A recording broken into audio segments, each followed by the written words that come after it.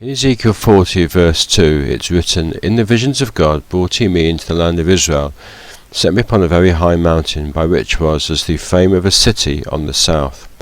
So in this verse we see the temple of Ezekiel's prophecy introduced. It's a prophecy which takes up several chapters at the end of the book of Ezekiel. H.Sulley, in his book The Temple of Ezekiel's Prophecy, provides a logical and reasonable architectural interpretation of this vision. His picture of the temple has provided a useful means of visualizing the details of the prophecy.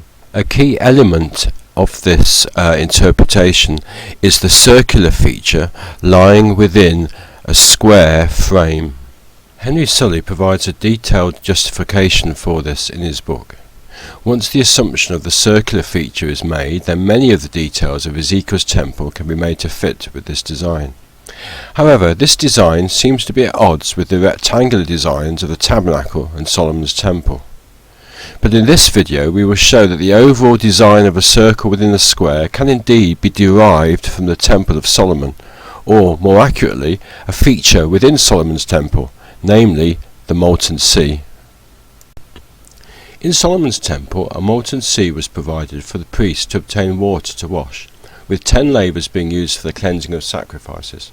As we read in 2 Chronicles 4 verse 6, he made also 10 lavers, and put 5 on the right hand and 5 on the left, to wash in them. Such things as they washed for the burnt offering, they washed in them. But the sea was for the priests to wash in. The molten sea was a large circular cistern, as we read in 1 Kings 7 verse 23, and he made a molten sea 10 cubits from the one brim to the other. It was round all about, and his height was 5 cubits, and a line of 30 cubits to compass it round about. The molten sea generally contained 2,000 baths, or 16,000 gallons, but if necessary it could hold 3,000 baths. As shown in the model, the sea may have had a bulge in order to accommodate this volume. The molten sea was supported on oxen. It stood upon 12 oxen, 3 looking toward the north, and 3 looking toward the west, and 3 looking toward the south, and 3 looking toward the east, and the sea was set above upon them, and all their hinder parts were inward, as we read in 1 Kings 7 verse 25. The size of the oxen in comparison to the sea is not revealed, but a possible configuration is shown in the model.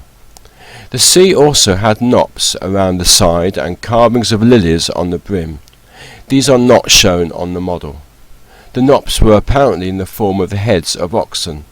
According to Strong, the Hebrew for knop comes from a root word meaning to burst. It may be that the knops incorporated openings by which water could burst forth when unplugged. There is a strong scriptural connection which directs us to compare the molten sea with the temple of Ezekiel. In 2 Chronicles 4 verse 10 it is written, "And he set the sea on the right side of the east end over against the south." And in Ezekiel 47 verse 1 we also read of the east, right and south in relation to the temple. "Afterward he brought me again unto the door of the house, and behold, waters issued out from under the threshold of the house eastward. For the forefront of the house stood toward the east, and the waters came down from under the right side of the house at the south side of the altar." This link shows that the molten sea of Solomon's temple in some way foreshadows the temple and its waters in Ezekiel's prophecy. But before considering in detail the molten sea in relation to the design of the temple, we need to note the emphasis given to water in relation to the temple which will be built in the kingdom. In addition to Ezekiel 47, there are several other passages which speak of the water supply which comes from the temple in the kingdom.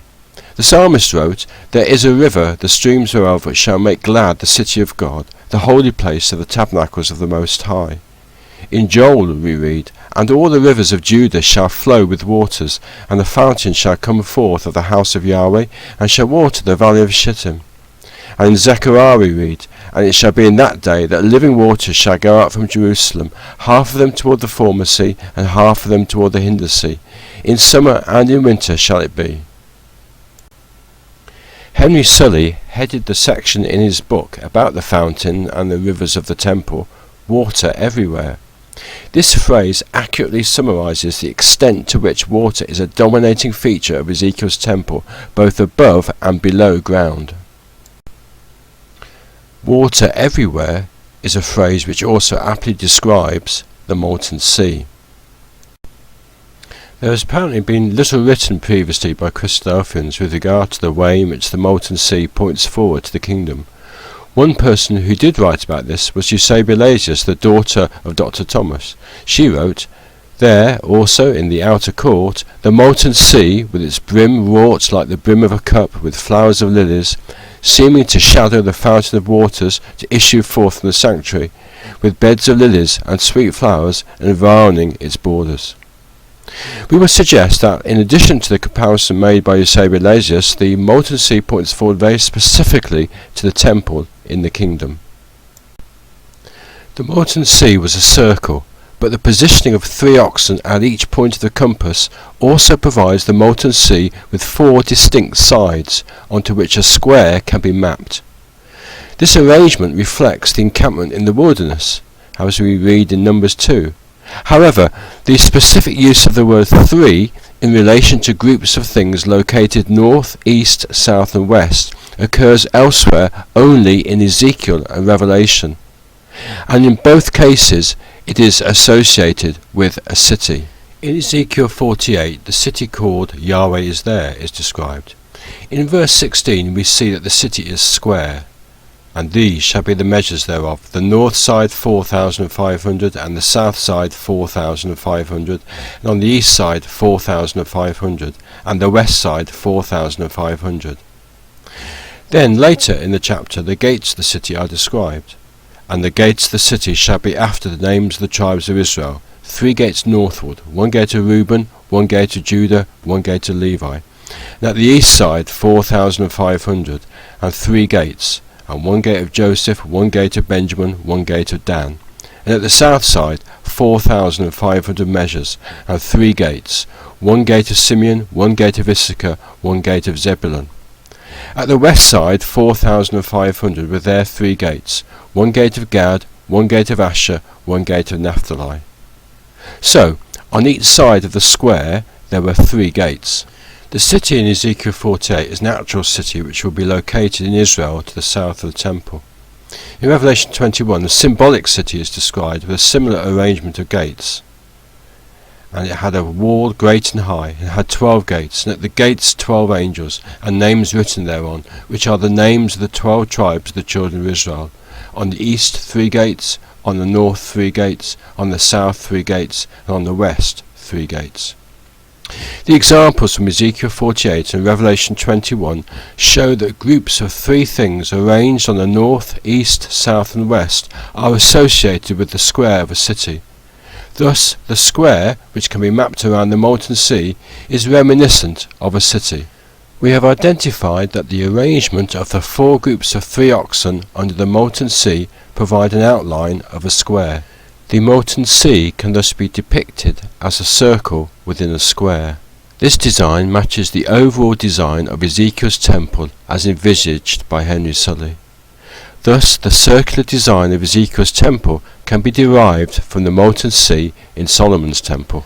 We have seen that the arrangement of 3 oxen on each point of the compass match the way in which the cities in Ezekiel 48 and Revelation 21 are described. The Molten Sea is therefore like a city. But as we saw at the beginning of the video, Ezekiel describes the appearance of the temple as the frame of a city. The arrangement of the oxen forming the base of the Molten Sea is like the frame of a city and thus foreshadows the temple in Ezekiel's prophecy. This video has shown that the basic plan of the temple envisaged by H.Sulley can be derived from the Molten Sea of Solomon's temple. In the tabernacle the source of water was the laver.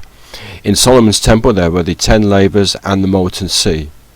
But in the kingdom the temple itself will be the source of water, the equivalent to the Molten Sea of Solomon's temple.